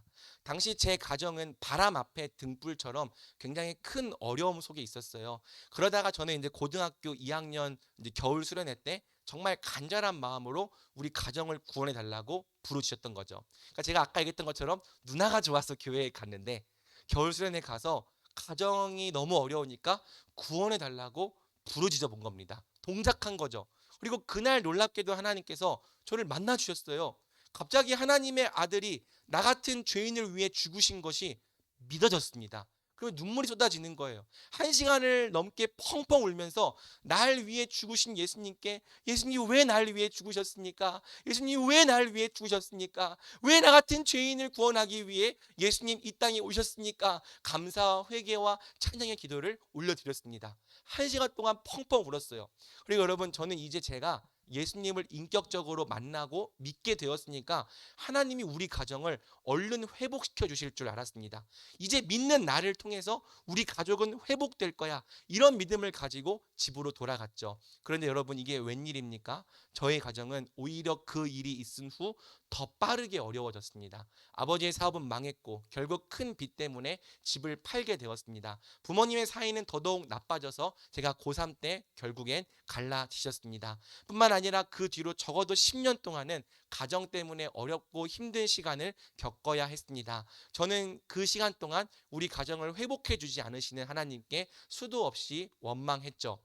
여러분, 예수님을 믿어도요, 우리 인생이 그렇게 빨리 회복되지 않아요. 우리의 인격과 성품이 그렇게 빨리 바뀌지 않습니다. 우리의 깊은 죄성과 악한 습관들이 그렇게 빨리 사라지지 않습니다. 당장 직면에 있는 경제적인 어려움, 가정의 어려움, 또 산재에 있는 여러 수많은 문제들이 그렇게 쉽게 해결되지 않아요. 어쩔 때는요, 예수님을 믿은 뒤에 믿기 전보다 더 어려운 시간이 찾아옵니다. 더 어려운 고난을 겪게 되기도 한다는 거죠. 물론 여러분, 예수님을 믿는 즉시 회복되는 부분도 우리가 잘 몰라서 그렇지 정말 풍성합니다. 하나님과의 관계가 회복되었잖아요. 죄인인 우리가 의롭다 칭함 받았잖아요. 죽음에서 생명으로 옮겨졌고 예수님의 부활 생명이 우리 안에 심겼습니다. 사실은 이 회복이 진짜 본질적인 회복이고, 다른 여러 회복들은 바로 이 구원으로 회복으로부터 줄줄이 딸려오는 거죠. 하지만 그럼에도 불구하고 아직 온전한 회복이 임했다고 말하기에는 너무나도 멀었어요. 왜? 아직 우리는요, 온전한 구속의 은혜를 다 누리고 있지 못해요. 여전히 우리 인생에는 슬픔이 있습니다. 여전히 우리 인생에는 아픔이 있고요. 여전히 우리 인생에 실패가 있습니다. 여전히 우리 인생에 고난이 있습니다. 여전히 우리는 범죄하고 실수하고 넘어집니다. 아직 다 사라지지 않았어요. 아직도 기다려야 될 부분이 여전히 많아요. 이 문제들이 다 해결되지 않은 이상 우리의 회복은 아직 완성되었다고 말하기가 어려운 거죠. 이렇게 우리가 아직도 더 기다려야 한다는 것. 그리고 때로는 그 시간이 너무 길게 느껴진다는 것. 과연 이 시간의 끝에 회복이 있을지조차 의문이 생긴다는 것. 이것이 바로 우리가 때때로 실족하고 낙심하게 되는 이유인 거죠. 자, 하지만 여러분, 이제 보아스가 룻에게 어떤 행동을 해주는지 우리가 잘 봅시다. 보아스는요, 단순히 그냥 다른 사람이 있어라고만 말하지 않고요, 룻에게 한 가지 약속을 줍니다. 어떤 약속입니까? 우리 15절을 함께 읽어보겠습니다. 시작. 보아스가 이르되 내 겉옷을 가져다가 그것을 펴서 잡으라 하매 그것을 펴서 잡으니 보리를 6번 되어 룻에게 지워주고 성읍으로 들어가니라. 보아스가 룻에게 겉옷을 펴서 잡으라고 말하더니 갑자기 그 겉옷 위에 보리를 한 번, 두 번, 세 번, 네 번, 5번, 6번 대어 줍니다. 그리고 보리를 대어 주자마자 쿨하게 딱 성읍으로 떠나가 버리죠. 그래서 여러분, 룻도요 자신의 시어머니가 있는 곳으로 돌아가게 됩니다. 룻이 돌아왔을 때 나오미는 밤새 한숨도 자지 못하고 룻을 기다리고 있었어요. 그래서 룻이 돌아오자마자 나오미가 다음과 같이 묻습니다. 내 딸아 어떻게 되었느냐? 이 질문에 룻이 다음과 같이 대답하죠. 우리 17절 함께 읽어보겠습니다. 시작. 이르되 그가 내게 이 보리를 6번 되어주며 이르기를 빈손으로 내 시어머니에게 가지 말라 하더이다 하니라. 아멘. 자, 룻은 나오미에게 두 가지를 보고했습니다. 첫째, 그가 내게 보리를 6번 되어 주었습니다. 둘째, 그가 내게 빈손으로 내 시어머니에게 가지 말라 했습니다. 이렇게 룻은 보아스가 보리를 6번 되어 준 것을 강조하며 자기에게 있었던 일을 나오미에게 보고합니다. 대체 이 말과 행위에 어떤 의미가 있기에 성경이 이토록 강조하는 걸까요? 먼저 보리를 6번 되어 주었다는 것이 중요합니다. 6번이란 완전수인 7에서 딱 1이 모자란 수예요. 이거는 딱 한 번 남았다, 거의 다 되었다라는 뜻이죠.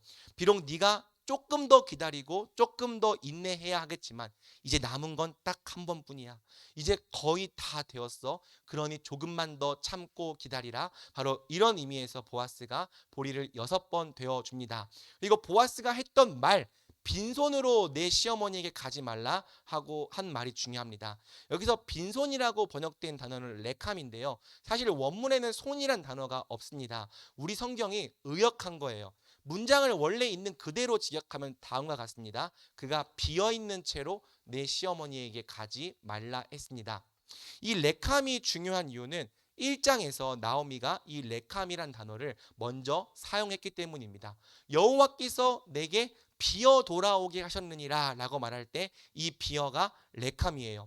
1장에서 나오미는 여호와께서 나를 레캄, 텅 비게 만드셨다고 고백했습니다. 그런데 하나님께서 세우신 구속자 보아스가 말하는 거죠. 레캄, 비어있는 채로 내 시어머니에게 돌아가지 말라. 이것은 내가 너를 비어있는 채로 내버려 두지 않겠다는 뜻이에요. 내가 너를 반드시 가득 채워서 더 이상 레캄, 비어있는 자가 아니게 하겠다라는 보아스의 강력한 의지가 담겨 있는 말입니다. 정리하면 보아스의 말과 행위는 결국 다음과 같은 의미가 됩니다. 이제 한 번 남았다. 거의 다 왔다. 내가 결코 너를 비어있게 하지 않겠다. 내가 너를 반드시 채우고 회복시키겠다. 그러니 조금만 더 참고 인내해라. 보아스는 룻을 돌려보낼 때 바로 이런 약속을 해 주었던 것입니다. 이것은 룻이 보아스의 의도를 오해하지 않고 믿음으로 기다리며 인내케 하려는 의도인 거죠. 그렇습니다. 사랑하는 여러분, 오늘 우리에게도 주께서 똑같이 말씀하시는 거예요. 주께서 여러분을 향해 말씀하십니다. 내가 너를 절대 비어있게 하지 않겠다. 내가 너의 인생을 절대 텅 빈 채로 내버려 두지 않겠다. 내가 반드시 너의 인생을 가득 채우고 충만하게 하겠다. 여러분, 이것이 바로 우리 인생을 향한 하나님의 선한 뜻과 강력한 의지인 줄 믿습니다. 그러니 여러분, 하나님의 약속이 너무 더딘 것처럼 느껴질지라도, 너무 늦는 것처럼 느껴질지라도 절대 낙심하지 마십시오. 하나님께서 이미 6번을 다 이루셨어요. 이루어지지 않은 것보다 사실 이미 이루신 것이 훨씬 더 많습니다. 우리 예수님의 십자가 죽음 이루어졌잖아요. 우리 예수님의 부활 이루어졌습니다. 주께서 우리를 친히 부르시고 생명 주시고 자녀 삼으시고 의롭다 해주신 것, 이미 이루어진 구원입니다. 비록 아직 좀 더 기다려야 하는 몇몇 부분 때문에 때때로 낙심이 될지라도 이제 우리에게는 정말 딱 한 번이 남아 있을 뿐인 거예요. 그리고 하나님은 그 남은 딱 한 번마저도 반드시 다 이루실 것입니다. 우리 인생을 향한 하나님의 회복과 구원은 이제 거의 완성되기 직전이에요. 이제 하나님께서 딱 한 번만 더 되어주시면 마침내 모든 것이 완성될 것입니다. 특별히 우리 주 예수 그리스도의 재림, 주님의 다시 오심이 이 모든 세상의 궁극적인 마지막 한 번이 될 것입니다. 그러니 여러분, 아직 인내할 일들이 좀 더 남아 있을지라도 우리가 이미 6번 받은 자임을 믿읍시다. 이미 받은 것이 6번이에요. 이제 남은 것은 정말 딱 한 번뿐입니다. 이미 받은 게 6번인데 딱 한 번 남은 부분 때문에 우리가 절망하고 낙심해서야 되겠습니까? 도리어 우리는 이미 이루신 구원에 감사와 찬양을 드립시다. 그리고 남은 한 번도 주께서 반드시 이루실 줄 믿고 조금 더 인내하며 신실하게 우리 주님만을 따라갑시다. 우리 인생이 어쩔 때는 정말 길게 느껴지지만 사실 영원이라는 관점에서 보면 이 긴 인생 전체도 딱 한 번 남아있는 한 바가지에 불과한 거예요. 이 남은 한 바가지만 잘 참으면 우리는 이기는 겁니다. 이 남은 한 번만 잘 인내하면 우리는 결국 완성의 은혜를 누리는 겁니다. 하나님은 마침내 우리 인생을 다 회복하고 구원하실 것입니다. 믿음과 소망으로 인내하는 자는 반드시 그 회복과 구원의 때를 보게 될 것입니다. 혹시라도 우리가 이 땅에서 그 구원과 회복을 다 보지 못하면요, 우린 결국 죽음과 부활, 주님의 재림을 통해서 반드시 완성된 회복에 들어갈 거예요. 우리 다 받을 거라는 거죠. 그러니 여러분, 걱정하지 마십시오. 너무 걱정하지 마십시오. 주께서 우리를 결코 비어있는 채로 내버려 두지 않으실 것입니다. 주께서 우리 문제와 우리의 비어있음을 다 아시고 반드시 가득 채워주실 것입니다. 그러니 여러분, 우리 주님의 이 신실한 약속을 믿고 신뢰하며 조금만 더 인내합시다. 룻의 말을 다 들은 나오미가 이제 다음과 같이 대답하는데요, 우리 같이 읽겠습니다. 시작. 이제 시어머니가 이르되 내 딸아, 이 사건이 어떻게 될지 알기까지 앉아 있으라. 그 사람이 오늘 이 일을 성취하기 전에는 쉬지 아니하리라 하니라. 내 딸아, 이제 우리는 앉아서 기다리자. 그리고 지켜보자. 왜? 그 사람이 오늘 이 일을 성취하기 전에는 쉬지 아니하리라. 나오미는 보아스의 선한 뜻과 강력한 의지를 알아차렸습니다. 이제 회복의 때가 얼마 남지 않았다는 사인과 내가 결코 너희를 비어있게 하지 않겠다는 강력한 뜻을 이해했습니다. 그래서 나오미가 말합니다. 믿고 기다리자. 왜? 그가 이 일을 다 이루고 성취하기 전에는 결코 쉬지 않을 것을 믿었기 때문이죠. 비록 보이지 않아도 그가 자신들의 회복을 위해 열심히 일하고 있음을 믿었기 때문입니다. 나오미의 믿음대로 보아스는 쉬지 않았습니다. 한숨도 자지 않고 새벽부터 성읍으로 달려갑니다. 그리고 첫 번째 기업 물을 자를 불러서 모든 일을 신속히 처리합니다. 보아스는 첫 번째 기업 물을 자를 불러서 네가 첫 번째 기업 물을 자고 그 다음은 나며 우리 외에는 다른 기업의 물을 자가 없다고 말하죠. 첫 번째 기업 물을 자는 자기 기업에 손해가 생기는 것이 싫어서 구속자의 책임을 거부합니다. 하지만 보아스는 룻과 나오미의 잃어버린 기업을 되찾아주기 위해서 기꺼이 모든 손해를 감수하고 그녀들의 구속자가 됩니다. 보아스의 쉬지 않는 구속, 보아스의 쉬지 않는 열심을 통해 나오미와 룻은 잃어버렸던 모든 기업을 되찾고 회복하게 됩니다. 뿐만 아니라 보아스는 룻을 자신의 아내로 맞이하고 바로 이 연합을 통해 기업을 이어갈 새로운 생명이 태어나게 되는 거죠. 하나님은 이렇게 아무 소망이 없던 두 여인의 인생을 결국 구속자를 통해 회복시키셨습니다. 구속자를 통해 잃어버린 기업을 회복하시고 구속자를 통해 남편이 없었던 룻과 나오미에게 새로운 생명을 안겨주었습니다. 그러므로 성경은 말합니다. 잉태하지 못하며 출산하지 못한 너는 노래할지어다. 산고를 겪지 못한 너는 외쳐 노래할지어다. 이는 홀로 된 여인의 자식이 남편 있는 자의 자식보다 많음이라 여호와께서 말씀하셨느니라. 아멘. 룻과 나오미의 구속자는 쉬지 않았습니다. 쉬지 않고 달려가서 기꺼이 자신의 손해를 감당하고 기꺼이 그들의 남편이 되어 주었습니다. 이 구속자의 쉬지 않는 사랑과 긍휼과 열심을 통해 결국 룻과 나오미의 회복은 완성되었습니다. 고엘과의 연합을 통해 룻과 나오미는 회복되었습니다. 룻에게 아들이 태어났을 때 성읍의 여인들이 다음과 같이 노래하죠. 우리 같이 읽어볼까요? 시작. 여인들이 나오미에게 이르되 찬송할지로다.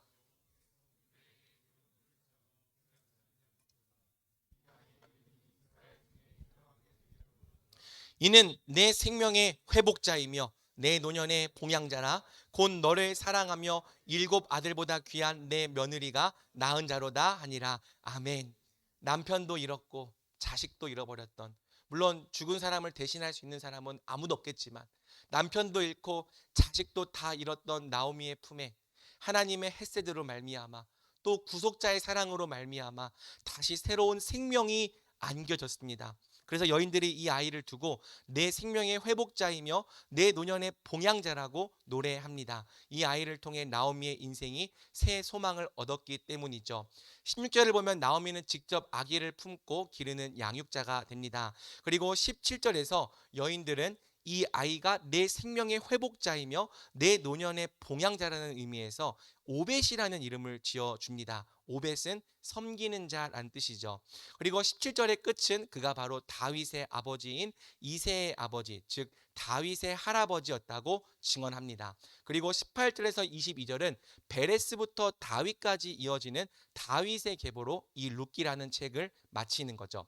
이 계보가 다윗으로 이어진다는 것이 중요합니다. 왜냐하면 다윗도 보아스처럼 이스라엘 백성에게 헤세드를 베푸는 이스라엘의 구속자, 이스라엘의 잃어버린 기업을 회복하는 자가 될 것이기 때문입니다. 그리고 여러분, 마태복음 1장은요 결국에는 이 계보가 예수님까지 이어진다고 말합니다. 룻과 보아스의 연합 속에서 다윗이 나오고 그 다윗을 통해 결국에는 우리에게 헤세드를 베푸는 진정한 구속자 예수님이 오시는 거죠. 그래서 룻기는요 하나님 나라와 그 백성들이 어떻게 회복되는지 그 과정과 원리를 보여주는 성경 전체의 축소판이라고 할 수 있는 거예요. 하나님은 결국 룻기처럼 구속자이신 예수님의 사랑을 통해서 또 그분의 사랑을 따라 함께 사랑하기를 힘쓰는 성도들의 사랑을 통해 자기 백성에 회복해 내시는 거죠.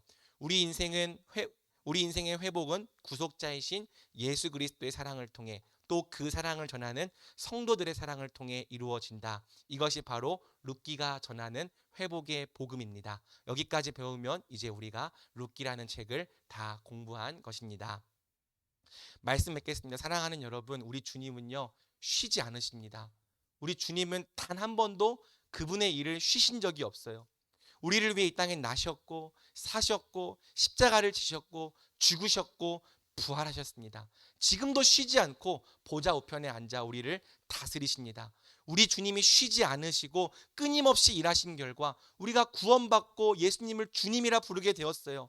또한 우리 인생이 진정 회복될 때까지 우리 주께서 쉬지 않고 계속 일하실 것입니다. 날마다 우리를 신실하게 인도하시며 일으키시고 채워주실 것입니다. 그래서 결국에는 우리 모두가 다 그 영광스러운 회복의 때를 누리게 하실 것입니다. 그러니 사랑하는 여러분, 이 밤에 이 주님을 붙잡으십시오.